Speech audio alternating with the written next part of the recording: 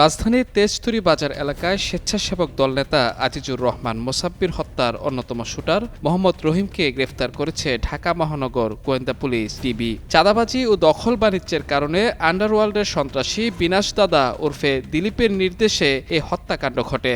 শনিবার সকালে ঢাকা মহানগর পুলিশের মিডিয়া সেন্টারে আয়োজিত সংবাদ সম্মেলনে ডিবির অতিরিক্ত পুলিশ কমিশনার মোহাম্মদ শফিকুল ইসলাম এসব তথ্য নিশ্চিত করেন। ডিবি প্রধান বলেন, কারওয়ান বাজারে চাঁদাবাজি ও দখল নিয়ন্ত্রণকে কেন্দ্র করে দীর্ঘদিন ধরে দ্বন্দ্ব চলছিল। এরই জেরে বিনাশের নির্দেশে শুটার রহিম এবং জিন্নাত কিলিং মিশনে অংশ নেয়। তিনি আরও জানান, হত্যাকাণ্ডের অন্যতম শুটার রহিমকে নরসিংদী থেকে গ্রেফতার করা হয়েছে। এ সময় হত্যাকাণ্ডে ব্যবহৃত দুটি বিদেশি পিস্তল, ম্যাগাজিন ও 12 রাউন্ড গুলি জব্দ করা হয়। এর আগে হত্যার অন্যতম পরিকল্পনাকারী রহিমের আপন ভাই বিল্লাল, আব্দুল কাদের ও জিন্নাতকে গ্রেফতার করা হয়। ইতোমধ্যে হত্যার দায় স্বীকার করে শুটার জিন্নাত আদালতে 164 ধারায় জবানবন্দি দিয়েছে।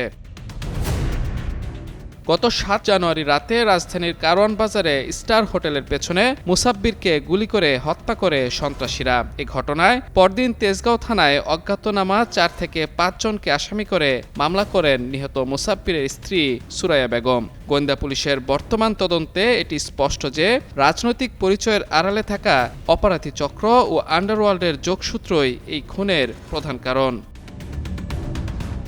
এদিকে হত্যাকাণ্ডের নির্দেশদাতা বিনাশ দাদা সম্পর্কে কারওয়ান বাজার ও বসুন্ধরা সিটির সামনের ফুটপাতের একাধিক ব্যবসায়ী জানিয়েছেন, প্রায় 1 বছর ধরে তারা দিলীপ বা বিনাশ দাদার নাম শুনলেও কেউ তাকে দেখেননি। এই পরিচয়ে বিভিন্ন জনের কাছে বিদেশি নম্বর থেকে মোবাইল ফোনে চাঁদা দাবি করে হুমকি দেওয়া হয়। পুলিশের তথ্য মতে দিলীপের বাড়ি কিশোরগঞ্জ জেলায়। তিনি একসময় ঢাকার কাঁঠালবাগান এলাকায় অপরাধ জগতে সক্রিয় ছিলেন। মাহমুদুর রহমান, যুগান্তর নিউজ।